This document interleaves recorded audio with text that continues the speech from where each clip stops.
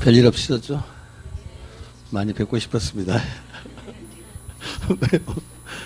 사실이에요.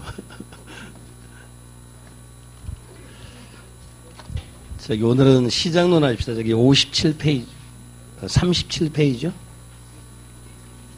맞죠?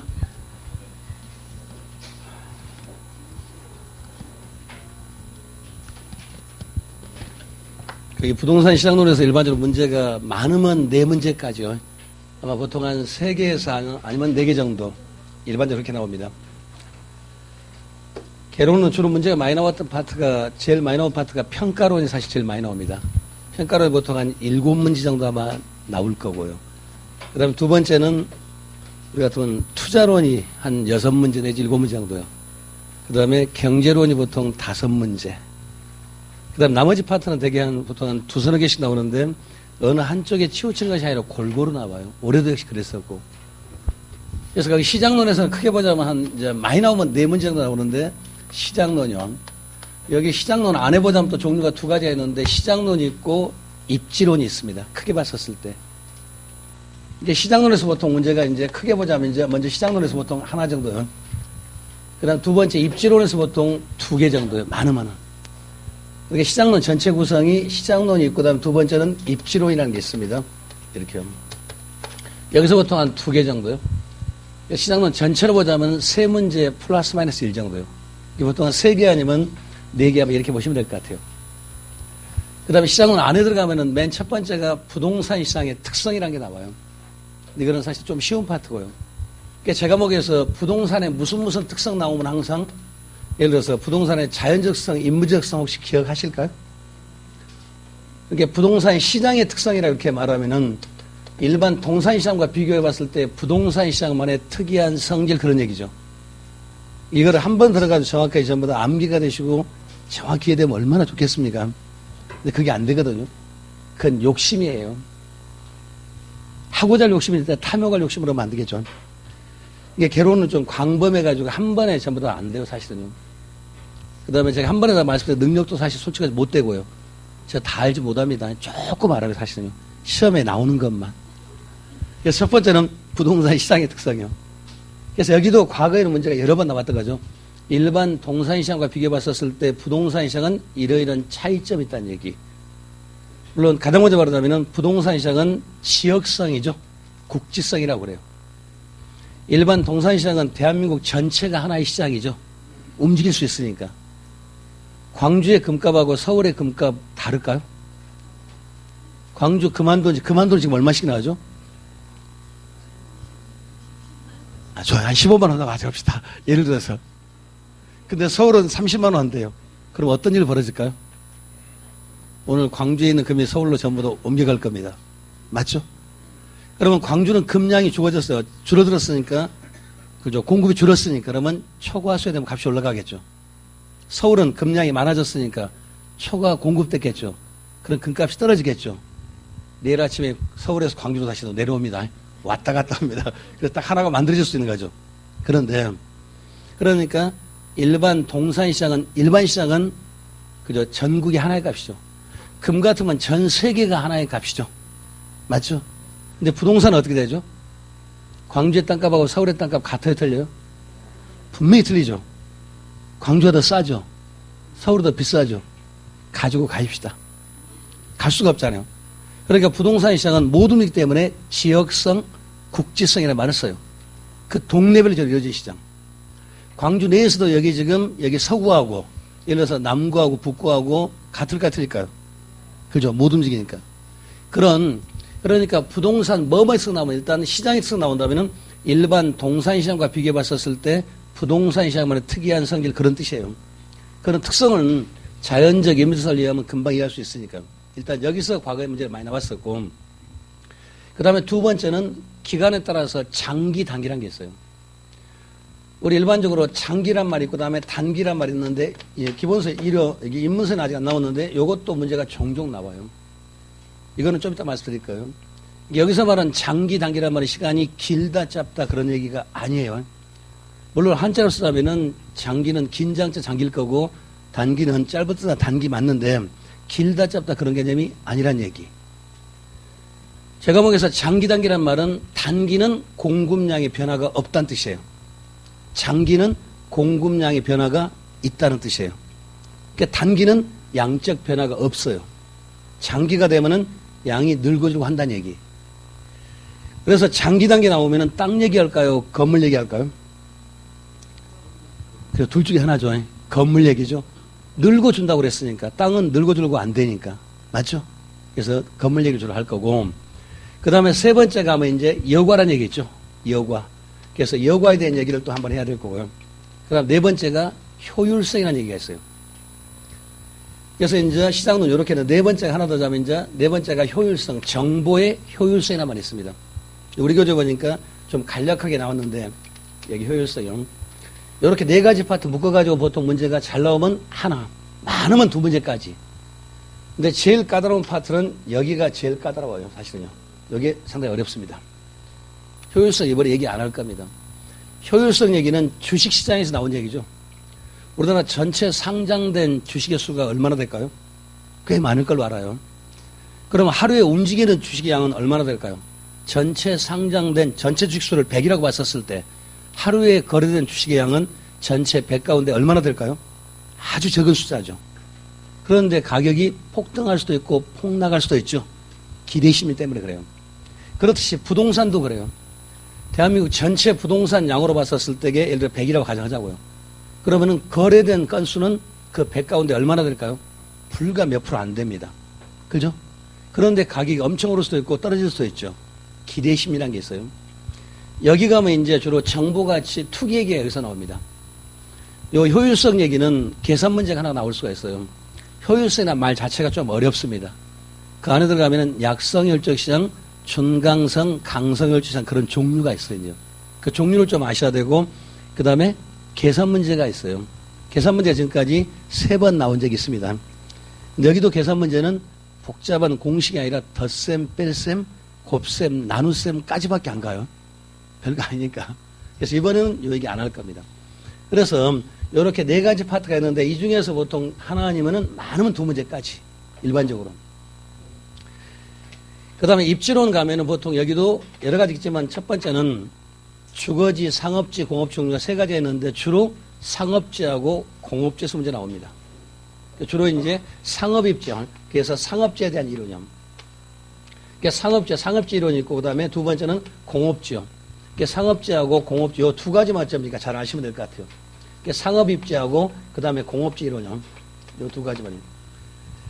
근데 대개 보자면 여기도 상업입지가 거의 대부분 문제가 나오죠. 자, 어디를 보시냐면은 그 입지는 맨 먼저 37페이지 위에 보시면은 그 까만 박스에 뭐가 4개가 적어져 있죠.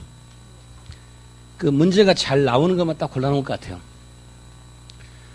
거기 보시면은 두 번째 주택시장 그게 바로 여과하고 장단기 얘기를 합니다. 여과 얘기하고 장기단기 얘기가 포함되어 있고요. 그 다음에 세 번째 보시면은 거기 상업지론 나왔죠. 그 다음에 네 번째가 공업입지. 크게 봤었을 때 시장론은 전체가 이렇게 구성이 되어 있어요. 그러니까 전체 구성이 어떻게 되는가 아는 것도 참 중요하죠. 우리는 시험 보실 때 학문 오는 것이 아니라 어디가 많이 나오고 그걸 잘 찍는 문제죠. 그래서 주로 이걸 많이 얘기할 거예요. 그래서 여기서는 주로 여기 2번 얘기 요거 얘기할 거고 요거 얘기 두 가지 먼저 할 겁니다. 그리고 여기는 공업입지 요것만 얘기하려고 일단 여기 안에서는요. 1월 달에 다시 얘기를 할 거니까요. 그럼 가장 먼저부터 여과부터 먼저 합시다. 여과라는 얘기 몇 장 한번 넘겨보실까요? 거기 보시면 부동산의 개념 유형 같은 나중에 다시 말씀을 드릴게요. 그 다음에 39페이지 보시면은 부동산 시장 특성 뭐가 쭉 나왔죠. 이거 애우는 거 아닙니다. 일단 제 과목은 암기는 아니기 때문에 애우실 필요 없으니까. 거기 보면 뭐 국지성 나오고 비공개성, 비표준화성, 뭐 비조직성, 수급적으로 곤란성 종류가 뭐 쭉 나오죠. 말 그대로예요. 맨 첫 번째는 부동산 시장 국지성이란 말은 일정한 지역으로 국한되어 있다는 얘기죠. 국지성 또 다른 말로 지역성이라고 하죠. 부동산은 못 움직이기 때문에 그 동네별로 이루어진 시장이죠. 광주의 부동산 시장, 서울의 부동산 시장 이런 식으로 동네별로 쪼각쪼각 쪼개져 있다 그런 뜻이요. 그러니까 국지성, 지역성은 부동성 때문에 못 움직이기 때문에. 그렇다면 일반 동산은 움직일 수 있기 때문에 전 세계가 대한민국 안에가 하나의 시장이죠. 그러면 나라마다 시장이 틀리기 때문에 나라마다 하나 보이지 않는 선이 있죠. 그걸 관세선이라고 그러죠. 외국에서 물건이 들어올 때 뭔가를 세관을 통해야 되니까 그걸 없애는 게 바로 FTA죠. 자유무역 협정. 그 말 뜻이. 거기까지 나갈 거고. 그러니까 국지성이라는 말 뜻만 하시면 되죠. 부동산은 못 움직이기 때문에 지역별로 동네별로 이루어진 시장입니다. 말 뜻이. 됐죠? 그렇기 때문에 그 동네 지역 사정이 매우 중요하겠죠. 그 동네 사정에 따라서. 그 지역이 개발 계획이 발표가 되면 그 지역은 땅값이 올라갈 수도 있겠죠. 옆 동네는 아무것도 없다면. 만일에 광주에서 신도시 개발한다고 가정합시다. 그러면 광주시장은 수요 공급이 달라질 수가 있죠. 근데 서울은 그런 게 없대요. 그러면 그 영향을 안 입을 거 아니에요. 그래서 동네별로 이루어졌다 그 말이 지역성, 국지성 그런 뜻이에요. 그 다음에 비공개성이라는 말 글자 그대로 비공개성, 공개를 합니까 안 합니까? 일반 동사는 공개할 필요가 없죠. 가격이 똑같으니까. 어떤 사람의 자동차 그랜저 X 10대 샀대요. 그러면 지가 얼마 주고 샀겠지 금방 알 수 있죠. 근데 아파트 10채 샀대요. 어디 상가에 따라 값이 다 같아요, 틀려요? 공개할 필요도 공개할 수도 없고. 공개를 또 안 한 이유는 세금을 적게 내고 싶으면 그런 감정이죠. 조세, 탈세, 탈루. 세금 많이 내고 싶어요? 적게 내고 싶어요? 저는 많이 내고 싶습니다. 달라고 하니까요. 그 다음에 비조직성. 조직이 없다는 말은 지휘체계가 없다는 얘기죠. 그게 무슨 말이냐면은 일반 동사는 그죠. 총판, 본사에서 만들어서 각 대리점 총판으로 갔다가 영업소 이런 조직구조가 쭉 있죠. 일반 동산에서 서울 본사에서 만들어가지고요. 지방 총판 가서요. 그 다음에 각 영업소 가서 대리점 가서 이렇게 점이 흩어지는 거죠. 이런 구조가 정확히 있죠. 그렇지만 부동산은 여기에 있는가요? 혹시 아파트 사실 때 대리점 통해서 사신 분이요? 없으시죠? 근데 우리가 일반 동산 살 때는 전부가 다 일정한 대리점이라는 것을 통해서 하죠. 노트북 사실 때 직접 삼성전자 공장 가서 사신 분 계신가요? 안 계시죠? 옷 사실 때 제일모직 본사 가서 사신 분 계신가요? 백화점 통해서 산 거 맞죠? 이런 식으로 일반 동산 이런 지휘체계가 분명히 있죠. 그렇기 때문에 본사에서 가격을 내려라 올려라 하면 일제히 동시에 가격이 똑같이 올라가죠. 맞죠? 담배인상공사에서 담배값을 올리겠다 그러면 딱 그 시간 되면 대한민국 산골에 있는 어떤 담배값까지 전부 다 동시에 올라가고 동시에 떨어지는 거죠. 이런 지휘체계가 있는 거죠. 근데 부동산은 서울 본사에서 만들어가지고 지방 총판 싣고 와서 대리점 통해서 이렇게 팔죠. 그거 없잖아요. 지휘체계가 있습니까 없습니까? 없는 거죠. 일반 동사는 만드는 사람 한 사람하고 수요자는 어쩌면 1대 무한대 관계죠. 그죠? 그렇지만 부동산은 언제든지 1대1 관계죠. 사는 사람 파는 사람 항상. 일반 동사는 수요자 공급자가 정확하게 딱 고정되어 있고 노출이 되어 있죠. 저는 자동차에 대해서는 100% 수요자밖에 안 됩니다. 저는 공급자 될 수가 없어요. 그런데 부동산은 제가 집을 살 때는 수요자죠. 전쟁가는 팔가입니까? 그러면 공급자 될 수도 있죠. 그러니까 수요 공급이 고정이 아니죠. 비고정성. 그 다음에 노출도 안 됩니다. 일반 동사는 가격이 오르든 떨어지든 수요 공급자 정확히 딱 겉으로 보이는데 부동산은 만일에 집값이 점점 올라가는 추세에 있다고 가정합시다. 그러면은 공급자는 일제히 잠수에 들어가고 수요자만 물 밖으로 나옵니다. 이해하셨을까요? 가격이 떨어질 추세가 보이는데요. 이번엔 정반대가 되죠. 값이 점점 떨어지면 어떤 일이 벌어질까요? 공급자는 일제히 물 밖으로 나오고 수요자는 물 아래 잠수하는 거죠.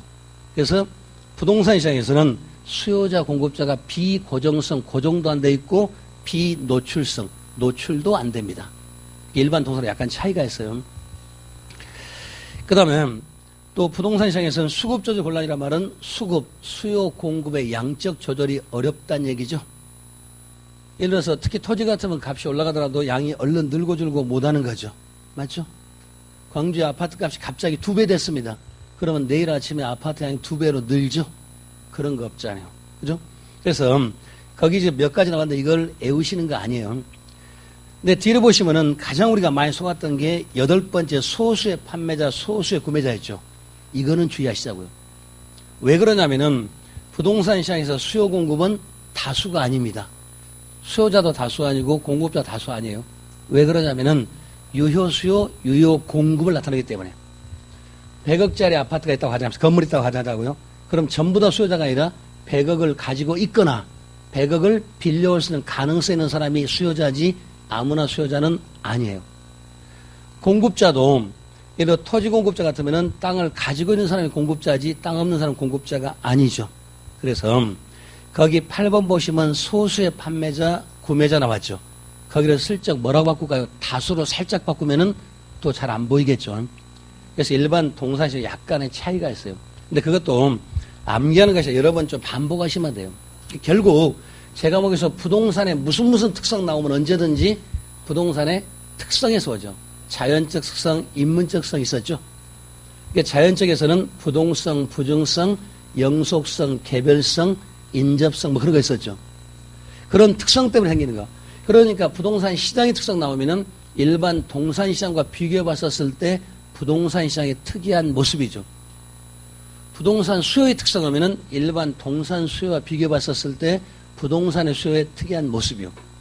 부동산 광고의 특성, 부동산 평가의 특성, 부동산 공급의 특성, 개발의 특성, 금융의 특성, 평가의 특성, 가격의 특성, 경기변동 특성, 종류가 여러 가지 나올 수가 있죠. 그래서 부동산의 뭐뭐의 특성 나오면 항상 뭐랑 비교하자고요? 일반 동산 그것과 먼저 비교를 하시면 돼요. 그렇기 때문에 지난번에 광고 얘기는 한번 한 것 같아요. 부동산 광고의 특성은 일반 동산 광고는 지역의 제한을 안 받아요. 근데 부동산은 지역의 제한을 받습니다. 만일에 광주에서 지금 아파트 이번 주에 예를 들어서 현대 아이파크 전체 지금 분양한대요. 그럼 광고를 어디다 해야 되겠습니까? 전국적으로 전파 띄워봤자 전파 낭비라니까요. 독도 사람이 와서 찾지 않아요. 제주도 사람이 와서 사지 않습니다. 이 동네 사람은 사기 때문에 그래서 찌라시 광고 나온 거죠. 지역의 제한성. 똑같은 얘기죠. 또 두 번째는 내용의 제한성. 일반 동산은 완벽히 대체가 될 수가 있죠. 똑같지 않아요. 근데 부동산은 같은 건설사에서 같은 시기에 같은 기술로 같은 시기에 같은 규모의 건물을 짓는다고 가정합시다. 그러니까 현대건설이 서울의 잠실에 지금 아이파크 짓는 것하고 광주에 짓는 것 똑같은 시기에 똑같은 설계도로 똑같은 자재로 똑같은 시기에 똑같은 규모를 짓습니다. 가격이 같아요, 틀려요? 틀리죠. 비대체성. 서로 틀리기 때문에 광고를 같이 할 필요가 없는 거죠. 그걸 그죠. 내용의 제한성 그렇게 말하는 거죠. 또 시간의 제한성. 일반 동산 광고는 24시간 계속 나오죠. 겨울에도 아이스크림 광고 나오죠. 봄에도 자동차 광고 나오고 여름에도 나오고 가을에도 나오고 겨울에도 나오죠. 왜? 그런 시간의 제한이 없으니까. 근데 부동산 광고는 그 시기만 딱 하는 거죠. 분양할 때만 광고해야지 분양이 끝나면 광고할 필요 없는 거죠. 그거를 시간의 제한성. 그러니까 지역의 제한성, 내용의 제한성, 시간의 제한성. 그 다음에 부동산은 양면성이에요. 일반 동산은 무조건 사세요. 그거밖에 없는데 수요자를 위한 광고밖에 안 해요. 근데 부동산은 공급자를 위한 광고도 한다고 해서 양면성 이렇게 말합니다. 그러니까 지금 무슨 말이냐면은 부동산 뭐뭐의 특성 나오면 항상 어디가 초점이 있어요. 그 의미를 먼저 아시면 돼요. 그러니까 종류가 엄청나게 많은데 부동산에 무슨 특성 나오면은 부동산 자연 특성 거기서부터 출발합니다. 지금 그 뜻이에요. 그게 우리가 중요한 말이니까. 그러면 먼저 이제 요놈부터 먼저 한번 해볼게요. 여과란 말. 그러니까 여과란 말은 걸러진단 말이죠. 필터링. 그러니까 여과란 말로서도 또 다른 말로 하자 우리 순환이란 말하기도 하죠. 여과란 말, 순환이란 말 같은 말입니다. 근데 우리 교재 보니까 거기 여과란 말의 정의가 쭉 되는 한번 풀어보자고요. 그래서 맨 첫 번째 여과에서는 먼저 예를 들어서 종류가 두 가지가 있는데 여과의 의미부터 먼저 할까요? 먼저 의미요. 여과란 말은 첫 번째는 시간의 경과. 어떤 지역을 했는데 시간이 경과됐습니다. 어느 지역을 예를 들어서 개발했습니다. 예를 들어 광주 같은 데서 어느 지역을 아파트를 개발했다고 가정하자고요. 시간이 경과된 다음에 그러면 경과된 그 다음에는 뭐가 되겠습니까? 질적 순위 떨어지겠죠. 그 단지 개발해가지고 한 20년, 30년 지났습니다. 그러면 좋아집니까? 나빠집니까? 개론이 이렇게 쉬운 과목이에요. 우리 다 아는 얘기 좀 하고 있잖아요. 시간이 경과되면은 질적 순위 어쩝니까? 질 분명히 어쩝니까? 떨어지겠죠. 질 떨어짐에 따라서 그 다음에 외부성. 그러니까 환경으로부터 영향을 받겠죠. 정확히 말하면 외부 불경제 나오겠죠. 오래됨에 따라서 그 다음에 노화되니까 질적 순위 떨어질 거고 그럼에 따라서 외부 불경제. 예를 들어서 환경 안 좋아지고 그렇게. 그 다음에 그 외부성 나오면 그 다음에는 어떻게 되겠습니까? 가치가 어떻게 되겠습니까? 떨어질 거 아니에요. 그럼 가치가 떨어지면 주민이 이동할 수가 있죠. 그러니까 가치가, 즉 다시 말해 시간의 경과에 따라서 질적 순위 변화하고 외부성으로 인해서 가치가 떨어지면 주민의 이동. 그래서 주민이 어쩝니까? 이동을 하는데 예를 들어서 부자들은 빠져나가고 가난한 사람 들어올 수도 있겠죠. 이런 식으로. 그러니까 오래되면은 어느 지역 아파트 지었으면 한 30년 지났습니다. 그럼 30년 지나면 어떻게 되겠습니까? 아파트 질이 처음에는 어쩝니까? 적용도 잘 되고 좋았었는데 한 30년 지나면 약간 더러워지고 그러겠죠. 그러면 따라서 이제 여기 외부성 같은 외부 불경제, 정확히 말하면 마이너스 외부성의 부예비 경제 나오겠죠. 안 좋아질 거니까. 그러면 가치가 어떻게 되겠습니까? 떨어지겠죠. 떨어짐에 따라 주민 이동하는데 정확히 말하면 그죠, 부자들 나가고 저소득계층으로 어쩝니까? 들어오겠죠.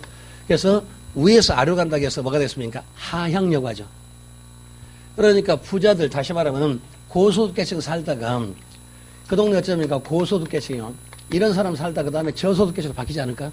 처음에는 부자들 거주하다가 시간이 오래되면은 좀 질적 떨어지고 가치 떨어지고 그러면 환경 안 좋아지고 그러면 부자들은 나가고 그 다음에 뭐가 들어가겠습니까? 저소득층이요. 이 사람들이 들어오지 않을까? 제 생각 혼자뿐이죠. 우리 다 아는 얘기잖아요. 그 다음에 이거 한 다음에 또 이제 그 다음에는 어떻게 할까요? 오래됐으니까 이제 재개발한다든지 아니면 재건축 할 수도 있죠. 재개발, 재건축. 한 30년 지났습니다. 그러면 싹 밀고 새 걸로 짓겠죠. 그렇게 하면은 거기 질적 수준이 어떻게 되겠습니까? 이제는 좋아지겠죠. 높아지는 건 맞잖아요. 저 잠실 처음에 들어갔을 때 거기 5층짜리 시형 아파트였습니다. 11평짜리, 13평짜리, 15평, 17평, 21평. 그것도 5층짜리. 그게 6,500세대였어요. 서울 한복판에 이런 후진 동네가 있다냐. 저 속으로 놀랐으니까. 지금은 어떻게 됐을까요? 거기 싹 밀고요. 40층으로 다 바꿔놨습니다. 그러면은 재개발했습니다. 그러면 좋아졌겠죠. 그러면 이제는 마이너스 외부가 아니라 플러스 외부성이죠. 외부 경제겠죠. 도로도 더 넓혔을 거고 주로 조경도 좋아지고 모든 게 다 좋아졌으니까. 그럼 높아졌겠죠. 그러려면 그 동네 아파트 값 떨어졌을까 올라갔을까요? 이렇게 쉬운 과목이잖아요. 다 아는 얘기 아니에요? 뭔 일 없으시죠? 그러면 이제 주민들이 이동하는데 어떻게 할까요? 주민이 이동하는데 이제는 어떻게 될까요? 이제는 저소득계층에서 뭘로 바뀌어요? 그 다음에 고소득계층으로 바뀔 수도 있죠. 그러면 이번엔 아래에서 위로 올라가죠. 그러니까 아래에서 위로 올라가니까 이제는 상향여고 하죠. 여고라는 것은 주민들이 소득에 따라서 그 동네 환경에 따라 바꿔지는 것을 여고라고 합니다. 뭐가 걸러지는 거니까. 그런데 방향이 부자들 동네에서 가난으로 바뀌는 것을 그러면 위에서 아래로 가니까 이런 하향여고라고 하자고요. 아래 하죠. 그래서 필터링 다운이죠. 그래서 이거를 하향여고예요. 이렇게 말합니다. 그럼 이번엔 반대로 그 동네가 재개발되고 모두가 좋아지고 같이 올라가면은 가난한 사람 싹 빠져나가고 부자들 다시 들어오겠죠. 그러면 가난한 동네에서 즉 빈촌이 부촌으로 바뀌었습니다. 그러면은 좋아진 거죠. 아래에서 위로 올라갔으니까 이번엔 상향여고라고 하자고요. 이렇게. 그래서 우리가 일반적으로 여고 말하면 요걸 얘기합니다. 일반적으로 여고 말하면 하향여고를 일반적으로 말해요. 그러면 상향여고는 저원제로적인 억지로 사람들이 바꿨기 때문에 역순환이라고 말하기도 하죠. 자, 얘기감 해놓고 읽어볼까요? 지금 어디 갔냐면은 41페이지 보시면 거기 위에서부터 세 번째 줄. 주택의 여고과정이란 주택의 질적 수준, 노후화 또는 재개발 등을 통해서 변하면서 주택에 거주하는 소득계층이 교체되면서 다시 말하면 그 동네 여건이 달라지고 가치가 달라짐에 따라서 주민들의 그저 주거계층이 달라지는 것을 뭐라고요? 여과. 이렇게. 뭔가 여과를 바꿔진다는 얘기죠. 그런데 부자 동네에서 가난으로 바뀌어지면 위에서 내려갔으니까 하향여과죠. 필터링 다운이요. 이번에 달동네를 재개발해서 그러면은 부자동 됐겠죠. 그러면 가난한 사람이 살다가 부자 사는 게 올라갔죠. 필터링 업이란 말을 쓰면 되겠죠. 됐죠? 우리 시험에서 요거 물어보면 틀릴 사람 아무도 없겠죠. 그죠? 근데 이런 거 정정어점 이걸 싹 바꾸겠죠. 바꾸는 게 뻔하잖아요. 일단 여기까지. 그 다음 밑에 가겠습니다.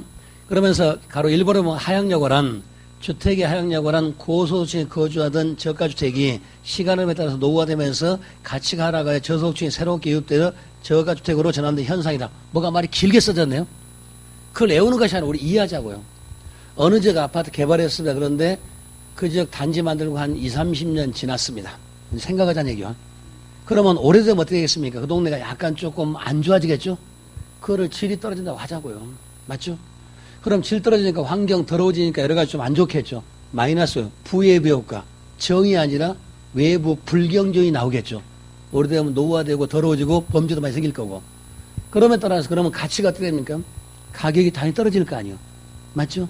그러면은 주민들이 달라지는데 그 전에 처음에 살던 사람들 전부 다 이제 동네가 가격 떨어지고 안 좋아지니까 싹 빠져나가고 그 다음에 능력이 좀 떨어진 사람 들어올 수도 있겠죠. 그럼 부자들 살다 가난한 사람 바뀌었습니다. 그럼 높을 곳자 위에서 나들자 아래로 내려갔으니까 위에서 내려갔으니까 하향여고라 하자고요. 됐죠? 그 다음에 그 밑에 있겠습니다. 그 다음에 상향여고란 주택의 상향여고란 저소득층이 거주하던 주택이 재개발 등을 통해서 신축되면서 가치가 상승하여 고소득층 유입으로 고가치로 전환되는 현상. 그런 동네가 이제 재개발되고 재건축됐습니다. 그러면 질도 좋아지고 환경 좋아지고 외부 경제 나오고 가치가 올라갔습니다. 그러면 이제 어떻게 될까요? 가난한 사람 빠져나가고 부자로 다시 들어오겠죠. 아래에서 위로 올라가죠. 그래서 상향여고로 하자고요. 됐죠? 이제 안 물어볼게요. 대답을 안 하시니까. 이거였고. 그 다음에 두 번째는 이제 예고란 말하고, 그죠? 주거분리하고 세대분리가 있습니다. 그 바로 밑에. 그러니까 첫 번째는 예고란 말 요거 했었고요. 그 다음에 두 번째는 그 바로 밑에 보시면은 주거분리란 말 나오죠? 그래서 여기도 주거분리하고 세대분리 요 두 가지만 좀 이해하시자고요. 주거분리란 말이 있고, 그 다음에 세대분리란 말이 있습니다. 물론 거기는 주거분리 하나밖에 안 남았지만은 주거분리, 세대분리는 둘 다 나누어지는 것은 똑같은데 주거분리는 이건 소득에 따라 나눠지는 겁니다. 소득에 따라서. 그러니까 주거분리 같으면 동네가 이렇게 있습니다. 요래 해서 가운데 길이 있다고 한다면은 여기 왼쪽은 주로 부자들 고소득계층. 그러니까 여기는 부자들이 산다고 가정합시다. 그 다음에 여기는 저소득계층이 가난한 사람들. 그러니까 소득에 따라서 부자들 거주지하고 가난한 사람 거주지가 딱 쪼개지는 것을 우리 뭐라고요? 주거분리라고 해요. 그 다음에 세대분리란 말은 소득이 아니라 이거는 용도에 따라서. 이번에 무슨 말이냐면은 동네가 이렇게 있습니다. 여기는 보니까 주로 주거지역입니다. 아파트 밀집지역이에요. 근데 여기는 주로 이제 상업지역 생길 수도 있죠. 여기는 공장지대 생길 수도 있죠. 이렇게 용도에 따라서 주거용, 상업용, 공업용 쪼개지는 것을 세대분리라고 그래요. 그래서 주거분리는 주로 소득에 따라서 고소득계층하고 저소득계 나눠지는 걸 말하고, 그 다음에 세대분리는 용도에 따라서 주거용, 상업용, 공업용 나눠지는 것을 말합니다. 여기까지. 그 다음에 보시면 이제 고소득계층에서도 또 나눠볼까요? 예를 들어서 요 지역을 A지역이라고 하자고요. 예를 들어서요. 요 지역을 B지역이라고 하겠습니다. 그 다음에 저소득계층에서도 여기를 X지역이라고 할게요. 여기를 Y지역이라고 하자고요. 이렇게 썼을 때. 그런데 일반적으로 고소득층 부자들 지역하고 가난한 사람이 나눠진 것을 주거분리라고 했습니다. 그러면은 부자들 지역에서는 일반적으로 주택 개량 비용하고, 그래서 개량 비용, 일반적으로 부자들 동네에서는 고치는 비용보다 가치가 더 높게 올라가죠. 다시 말하면은 주택가치요. 개량 비용 할까요? 그래서 개량 비용, 집을 고치는 비용보다는 가치 상승이 더 높죠. 부자들 동네에서는 조금만 집을 고치면 아직 가치가 더 높게 올라가죠. 이렇게 되죠. 부자들 동네에서는 서울의 강남 같은데 1억 들여서 집을 고쳐놨습니다. 그럼 집값이 1억보다 더 많이 올라가죠. 그러니까 부자들 동네는 일반적으로 개량 비용보다는 가치 상승이 더 높게 올라가죠. 일반적으로. 그런데 가난한 동네는 반대가 되죠. 가난한 동네에서는 개량 비용이, 이 고치는 비용보다는 오히려 가치 상승이 어쩌니까 더 작게 올라가죠. 그러니까 달동네 고쳐봤자 집값이 별로 안 된다는 얘기요.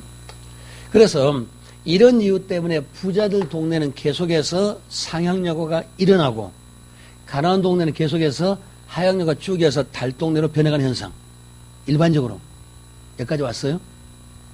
그러니까 부자들 동네는 고치는 비용보다 가치가 더 높게 올라가기 때문에 계속해서 집이 어쩌면 개량되고 수선될 거 아니요. 그런 가치가 계속 올라갈 거 아니요. 그죠? 그런데 가난한 동네는 비용보다 오히려 가치가 더 적게 올라가기 때문에 잘 고칩니까? 안 고칩니까? 안 고치는 거죠. 그래서 부자 동네는 계속해서 고가적 지역으로, 가난한 동네는 계속해서, 그죠? 달동네 지역으로 쭉 변하는 게 보편적입니다. 여기까지는. 그런데 이번에는 요 B란 지역과 X란 지역을 한번 비교해 보자고요. 그러면 요 B란 지역은 A란 지역에 비해서 상대적으로 지금 달동네 옆에 붙어 있기 때문에 가치가 높게 오를까요? 적게 오를까요? 별로 안 오를 수도 있죠. 그러니까 고소득층 지역은 일반적으로 이런 이유 때문에 상향여고가 되고 쭉 부자층으로 가는 것은 맞는데, 상대적으로 B라는 지역은 A라는 지역에 비해서 외부 불경지 요인이 바로 옆에 있으니까 고치더라도 가치 상승이 적다는 얘기죠. 그죠? 그러면 요 지역은 상대적으로 어쩌면 이렇게 될 수도 있다는 얘기죠. 쉽게 말하자면. 반대로 이번에 저소득층 지역에서는 이런 이유 때문에 일반적으로 하향여고가 계속 이루어져서 계속 저가 주택 정도로 바뀌는 것이 정상인데, 이번에는 여기 Y란 지역에 비해서 요 X란 지역은 상대적으로 어찌 될까요? 달동네지만은 이 Y란 지역에 비해서 X란 지역은 상대적으로 부자동 옆에 붙어 있기 때문에 외부 경제 요인에서 오히려 더 가치가 더 많이 올라갈 수도 있죠. 우리 이런 경우 많이 봅니다. 예를 들어서 오바마 대통령이 우리나라 왔다고 가정합시다. 예를 들어서. 그러면 대한민국 국회의원들 서로 포토타입에 가서 악수하고 난립니다. 그러면 지방에 가서 의정보고할 때 뭐라고 합니까? 세계적인 경제에서 토의했대. 한마디도 못 해놓고. 그잖아요. 그렇죠? 그렇듯이, 그러니까 지금 무슨 말이냐면, 여기는 말이 좀 길지만은, 전체로 봤을 때 고소득 지역은 비용보다 가치가 높게 올라가기 때문에 일반적으로 상향여고가 보편적이고, 맞죠? 그 다음에 저소득 지역은 비용보다 가치가 적게 올라가기 때문에 일반적으로 하향여고가 되어서 달동네라는 것이 보편적입니다. 여기까지가 전제였어요. 그런데 이번엔 접경적 내에서는 반변상이 나올 수도 있습니다. 그 말이죠. 그렇기 때문에 고소득층 지역에서 저소 접경은 이 B지역은 상대적으로 가치가 할인돼서 거래되겠죠.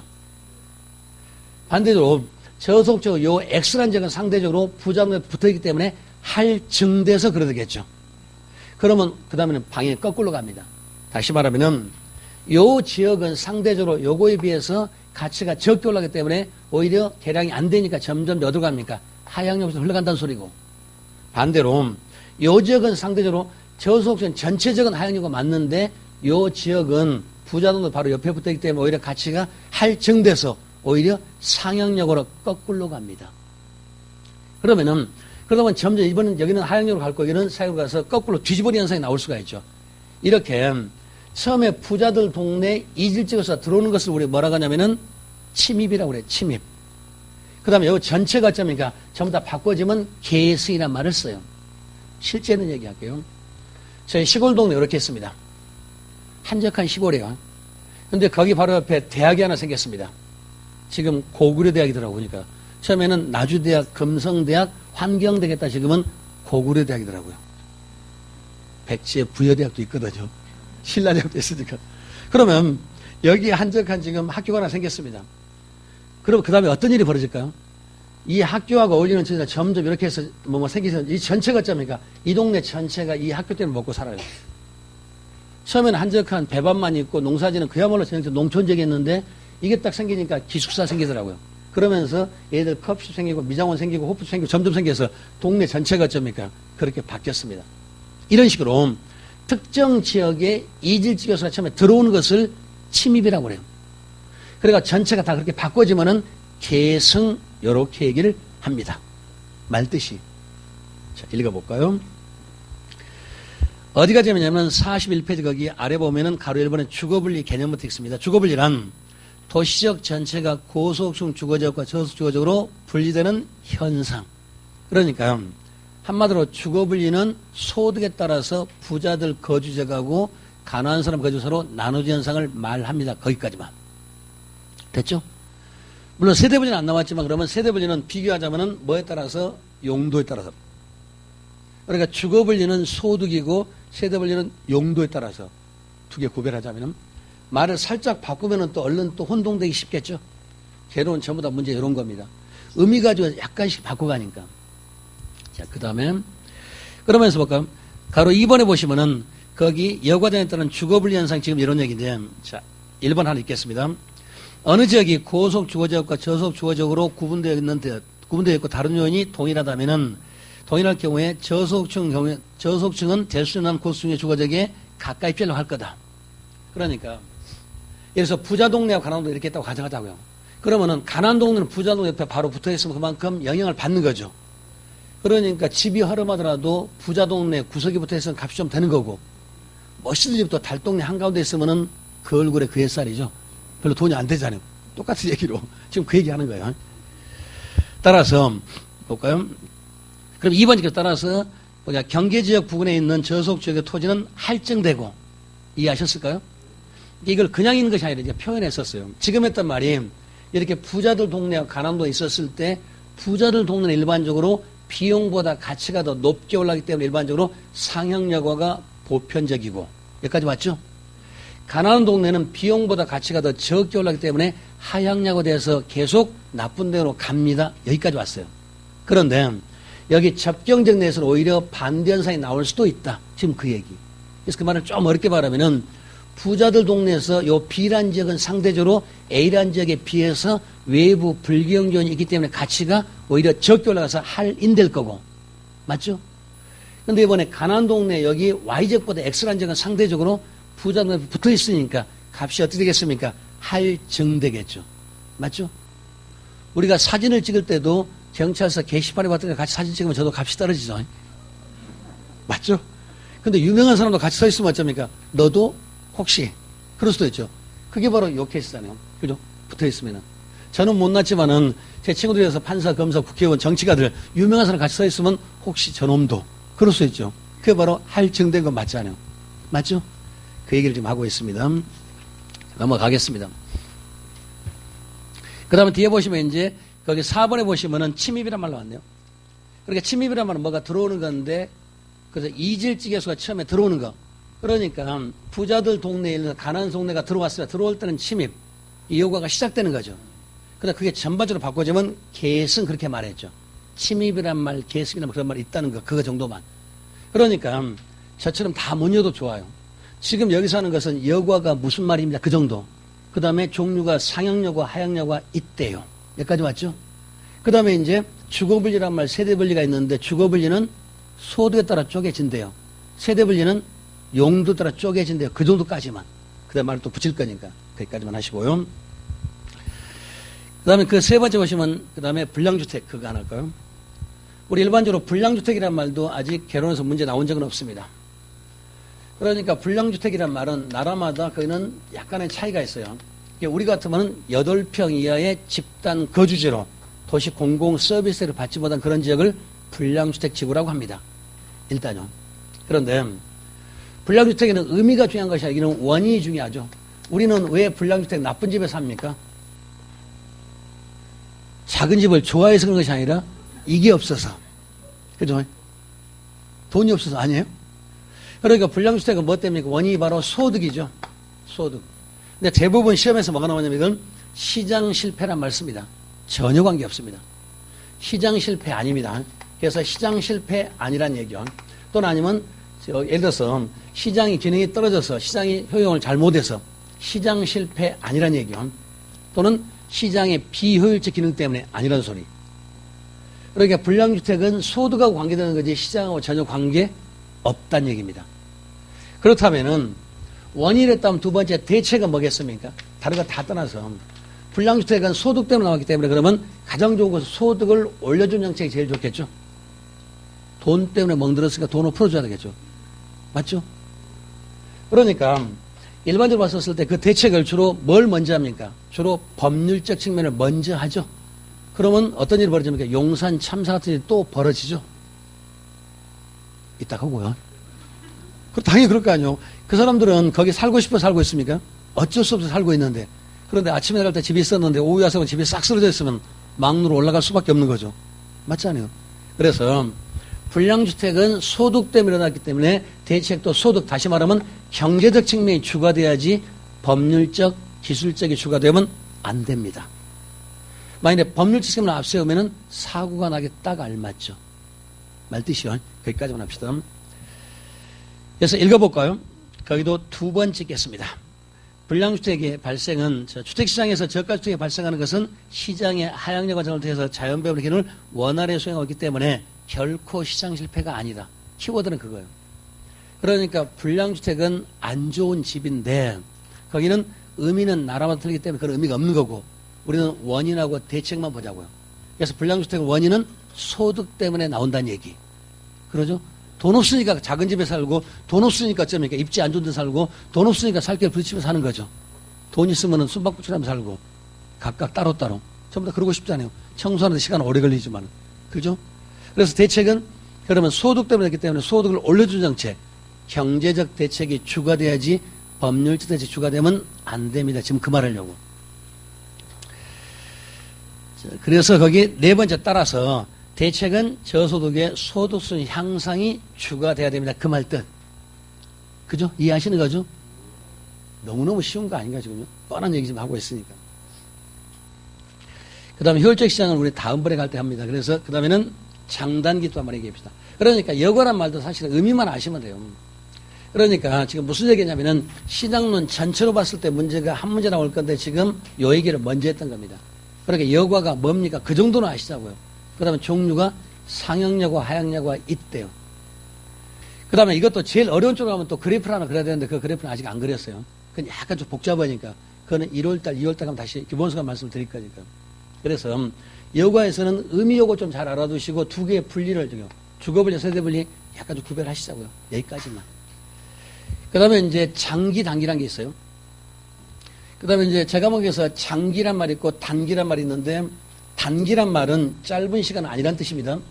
그래서 경제학에서 장기, 단기란 말은 공급의 양적 변화가 없으면 단기라고 하고 공급의 양적 변화가 있으면 장기라고 합니다. 일단. 그런데 거기 장단기도 우리 지금 여기서는 안 나왔지만 이것도 굉장히 중요한 말이 장단기를 정확히 구분하기 위해서는 우리 용도 지역지구제란 말로 합시다. 용도 지역지구제요.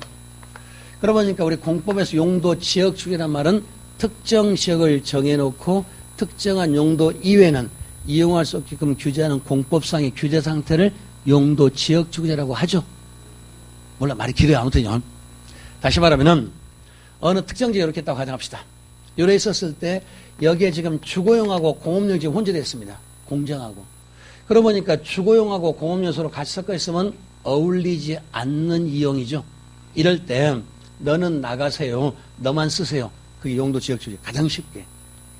근데 우리 신한식에 했던 말을 기억을 하시면은 용도 지역지구제는 외부 불경제를 없애는 사전적 대책입니다. 요렇게. 기억하세요? 아유, 고맙습니다. 지난주 그 얘기 했었어요. 그러면서 외부 경제에 대한 사전적 대책은 개발이익의 사회적 환수란 말을 했었고, 그 다음에 외부 불경제에 대한 사전적 대책은 용도 지역주의를 실시합니다. 그 얘기. 그 말만 꺼내놨거든요. 그런데, 그러면 용도 지역주의란 말은 특정 지역을 정해놓고 특정한 용도 이외에는 이용할 수 없게 규제하는 공법상의 규제 상태. 의미는. 그런데 제가 먹은 공법이기 때문에 그런 거 안 물어봐요. 여기서는 맨 첫 번째, 그럼 용도 지역주의 맨 첫 번째 목적은 뭘까요? 땅을 제대로 잘 써먹자 그게요. 법에 뭐 효율적으로 잘 쓰면 그런 말 나올 거니까. 그래서 한마디로 서로 같이 쓰면 어울리지 않으니까 요거 없애가지고 잘 어울리는 것께 묶어가지고 동질적으로 묶어가지고 외부 불경기를 없애고 자기들끼리 묶어가지고 땅을 제대로 잘 써먹읍시다. 그게 목적이요. 잘 써먹자 하니까 좀 유아티 가죠. 그래서 첫 번째는 뭡니까? 유용성을 높이는 거예요. 그래서 용도지역주의 유용성을 높이는 거 다시 말하면 효율성입니다. 이게 무슨 말이냐면은 일반적으로 용도 지역지구제 나오면 공법상 규제죠. 맞죠? 그러면 공법상 규제 나오면은 먼저 공익이 먼저죠. 사익이 아니라. 그러면 효율성이 먼저가 아니라 형평성이 먼저 되기 쉽죠. 그거 주의하시자는 얘기. 그래서 용도 지역주제는 분명히 공법상 규제지만은 그죠? 효율성, 형평성을 높이는 거. 일단요. 그 다음에 그러면은 특정 지역을 정해놓고 공장은 나가고 주거용은 이렇게 다 가정합시다. 예를 들어서 주거용과 공장 혼질했었을 때 집이 이렇게 있습니다. 요래 했을 때 제가 요거 하나 살려고 그랬습니다. 그런데 요거를 살려고 보니까 어떤 말을 하냐면은 이거는 공장이 있으니까 돈이 안 될 것 같아요. 우리 식으로 하자면은. 다시 말하면은 이렇게 됐기 때문에 이 가치에 주택 가치가 떨어질 수 있는 미래 가치의 불안전성이 있어요. 다시 말하면은 이 동네 집 사봤자 공장 때문에 돈이 안 될 것 같아요. 그 말을 좀 더 이렇게 말하면 투자자 입장에서 미래 가치가 떨어질 수 있는 위험 요소가 존재한 것 같아요. 맞죠? 그러면은 이 동네 집 사봤자 요것 때문에 돈이 안 될 것 같으니까 투자자는 집을 살려는 사람이 없겠죠. 여기까지 왔어요. 그런데 정부에서 요 지역을 정해놓고 공장은 없애고 여기다 주거 전형적으로 한대요라고 소문이 납니다. 그러면 그 다음에 어떤 일이 벌어질까? 이제는 집을 안 살려고 했었는데 여기에 없어진다는 얘기는 투자자 입장에서 보자면은 이제 집을 사도 나중에 값이 떨어질 수 있는 위험 요소가 제거되거나 줄어들거나 감소된 거죠. 즉 투자자의 위험이 줄어든 거죠. 맞죠? 그러면은 이제 집 살 사람이 많아질까 적어질까? 당연하죠. 왜요? 그렇게 재개발 지역에 아파트가 허름한 시멘트 덩어리 서로 살려고 난리죠. 왜요? 돈 들 것 같으니까. 그 지역 뭐가 된다네 소문대면 어쩌니까 서로 살려고 난리죠. 이렇게 쉬운 과목이 개론이에요. 우리 다 아는 얘기 지금 하고 있잖아요. 아니에요? 맞잖아요. 그러면 수요는 많아집니다. 그런데 지금은 이제 단기획이거든요.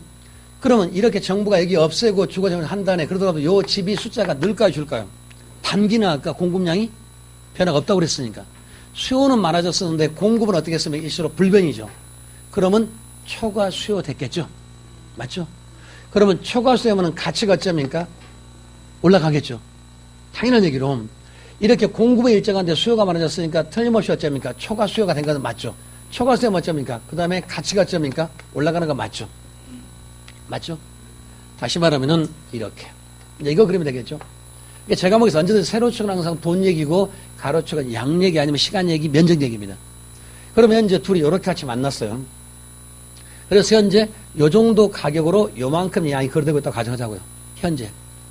그래서 만일에 여기를 5억이라고 할게요. 예를 들어서. 그런데 오늘 아침 갑자기 공자가 없어진대요. 그러면은 처음에는 값이 5억이었었는데 사람들이 요 집을 사지 않으려고 했던 거죠. 근데 여기가 공장 없어지고 뭘로 바뀐다네 소문이 납니다. 그러면은 이제 집 사더라도 여기에 없어지기 때문에 이제 가격이 떨어질 가능성이 없다는 얘기죠. 이제 돈 되겠다는 인식이 퍼지겠죠. 다시 말하면 미래 기대 가치가 높아진다는 얘기죠. 그러면은 틀림없이 어쩌면 오래됐으니까 수요가 많아지겠죠.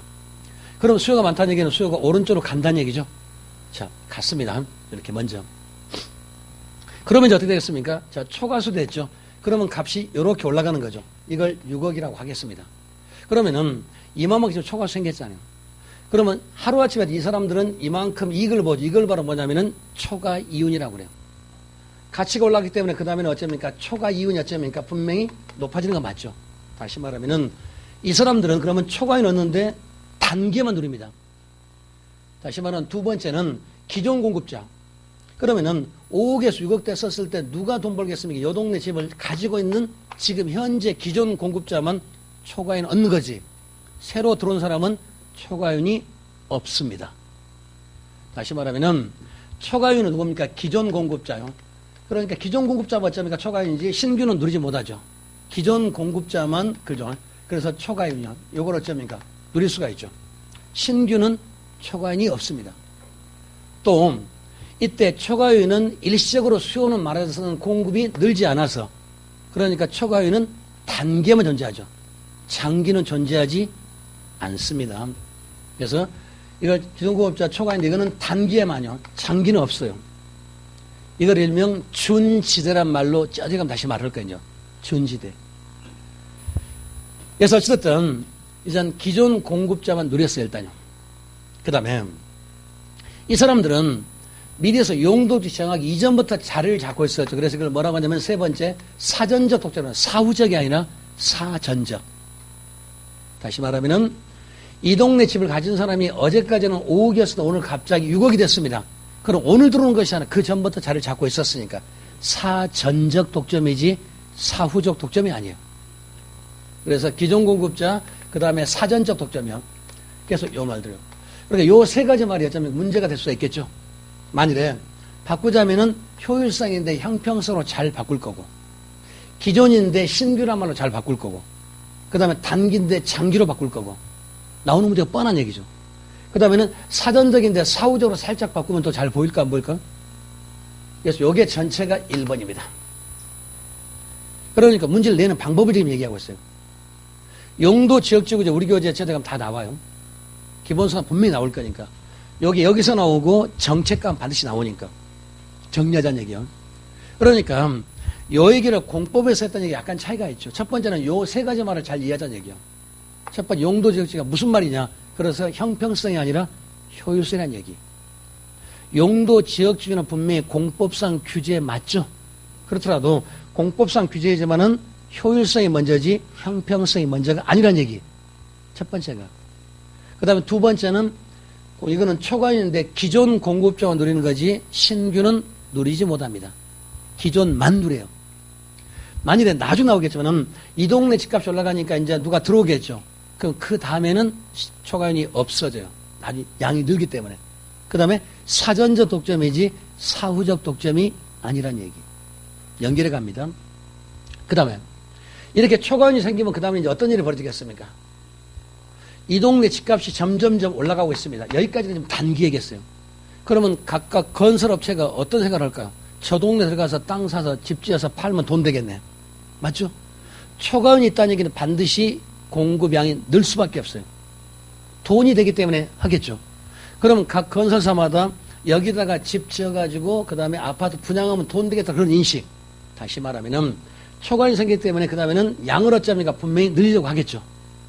다시 말하면 공급 양을 어쩌니까 늘리려고 할 거 아니에요. 공급자 늘린다는 얘기는 신규 공급자가 들어온다는 얘기죠. 건설사가 들어와서 개발한다는 얘기죠.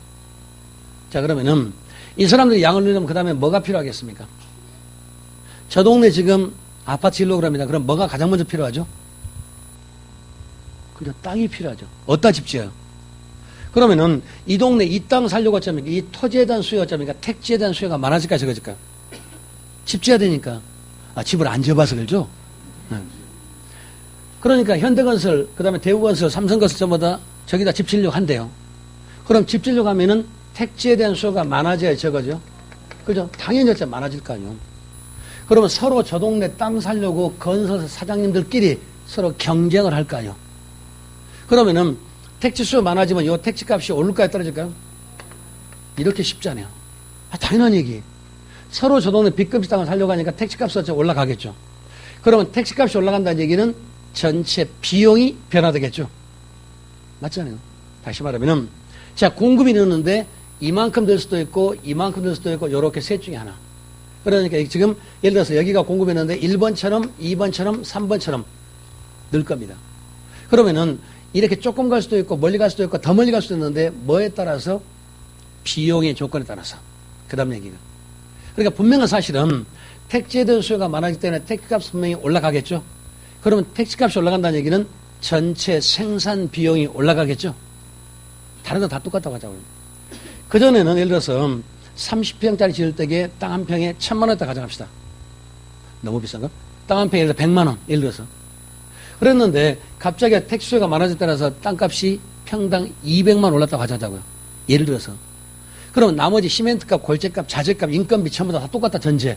그러면 30평 지으면은 최소한 3천만 원 올랐죠. 뭐 때문에? 땅값 때문에. 맞죠? 그래서 분명한 사실은 비용이 올라가는 건 맞아요. 그런데 여기도 또 종류가 또 세 가지가 있어요. 비용이 올라가는 경우가 있고 그 다음에 비용이 일정한 경우 떨어지는 경우 한번 따져보자고요. 근데 현실에서는 비용이 올라가는 것이 거의 99.9999%죠. 거의 100%죠.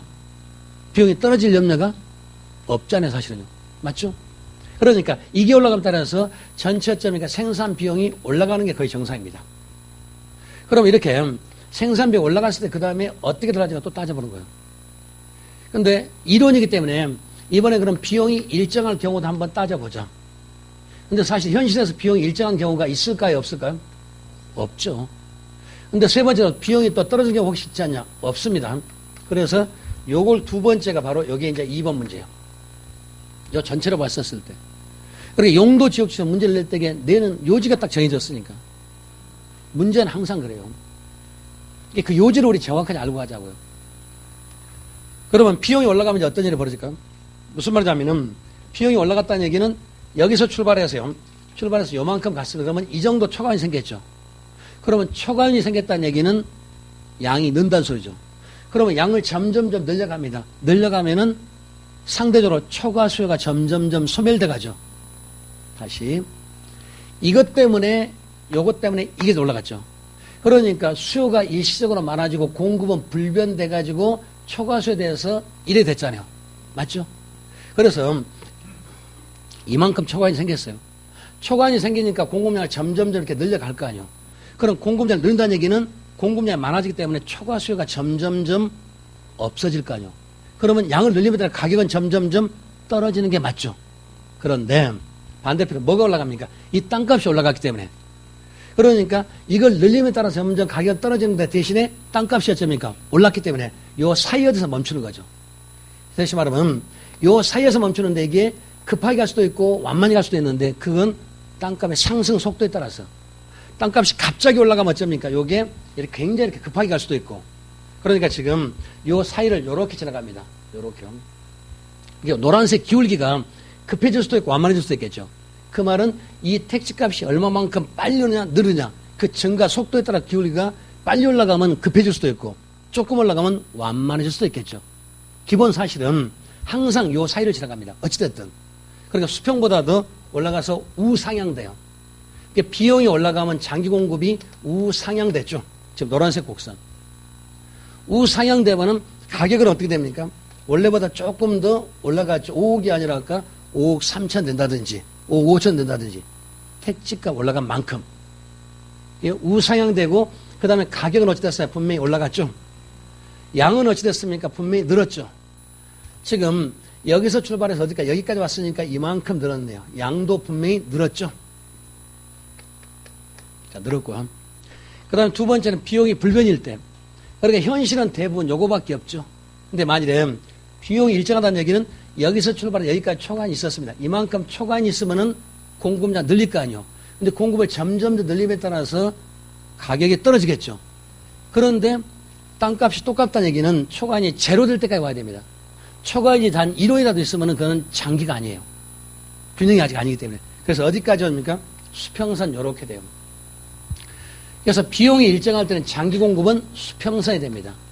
똑같아지고요. 그러니까 초과율이 제로가 될 때까지 오기 때문에 수평선이 됐고 그러면 가격은 어떻게 했습니까? 가격도 일정하게 만들어지고 그 다음에 양은 늘었습니까? 줄었습니까? 양도 분명히 늘었죠. 아까보다는 조금 더 많이 늘었죠. 여기까지.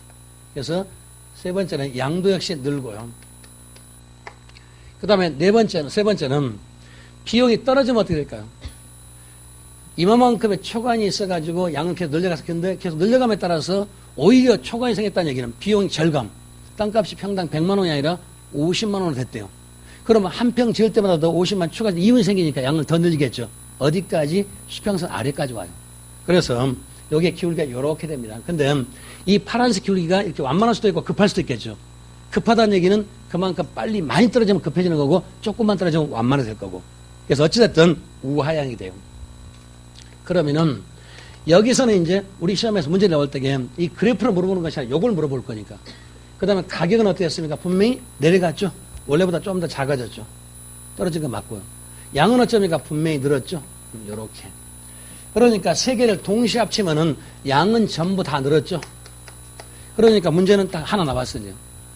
그래서 비용이 올라갈 때는 장기 공급은 올라가죠. 우연을 치지만. 자, 비용이 일정할 때는 똑같으니까 수평선이죠. 자, 똑같았죠. 비용이 떨어질 때는 떨어지고. 요것만 알자고. 그러니까 비용이 일정하면 수평선이고 똑같아지고 비용이 올라가면 올라가니까 우상향 높아지고 비용이 떨어지면 우하향 낮아지고 요거 잘 보시란 얘기예요. 요게 두 번째입니다. 그러니까 용도 지역에서 우리 쪽에 문제 나올 수 있는 것은 첫 번째는 요거 가지고 내요. 의미 가지고 유용성이냐 형평성이냐 기존이냐 신규냐 사전적이냐 사후적이냐 단기냐 장기냐. 그래서 여기는 기존 공급자 초과율은 단기에만 존재하고 신규는 누리고 신규는 누리지 못합니다. 장기도 없어지고 장기에는 공급량이 늘기 때문에 초과인이 없어져요. 그 다음에 이제 비용에 따라서 비용이 올라갈 수도 있고 일정할 수도 있고 떨어질 수 있는데 자, 비용이 올라가면 장기는 어떻게 되는가? 올라가니까 올라가고 높아지고 화살표 방향만. 똑같으니까 똑같고 떨어지니까 떨어지고 기억하기도 그렇게 어렵진 않을 거예요. 올라가면 올라가고 높아지고 우상향. 그러니까 올라가니까 올라가죠. 이렇게만. 금방 올라갈 수 있으니까. 둘 중에 하나입니다. 그래서 첫 시간은 지금 무슨 얘기했냐면은 여과라는 얘기도 개념만 잘 이해하시자고요. 그 다음에 용도 지역제는 다시 가면 또 얘기합니다. 이 다음에 또 있어요, 사실은요. 지금 두 개 여기까지밖에 안 했으니까. 그래서 용도 지역주의는 공법상 주제지만 여기는 공익이 먼저가 아니라 효율성, 유용성이 더 먼저라는 얘기. 좀 잘 아실 필요가 있죠. 그 다음 비용에 따라서 비용이 올라가면은 우상향 높아지고 가격도 높아지고 양도 늘고 비용이 일정하면 똑같고 같아지고 여기도 잘 바꾸는 문제가 수평선인데 수직선으로 살짝 바꾸면 또 잘 보일까 안 보일까요? 나오는 문제 뻔합니다. 그 안에서 약간씩 바꾸니까 제일 중요한 것은 흐름이에요. 흐름만 잘 따라가자고.